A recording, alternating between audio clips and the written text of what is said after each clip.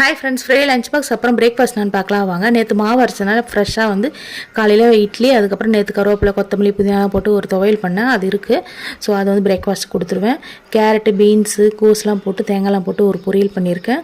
அதுக்கப்புறம் வீக்கெண்டுன்றதுனால வந்து பார்த்தீங்கன்னா கத்திரிக்காய், மாங்காய், கொஞ்சமாக வந்து சுரக்காய் இருந்தது. அப்புறம் பீன்ஸ்லாம் போட்டு சாம்பார் வச்சாச்சு. சாதம் இதுதான் வந்து லஞ்சுக்கு வந்து பேக் பண்ண போகிறேன். ஃபஸ்ட் நம்ம டிஃபன் வச்சு கொடுத்துருவோம்.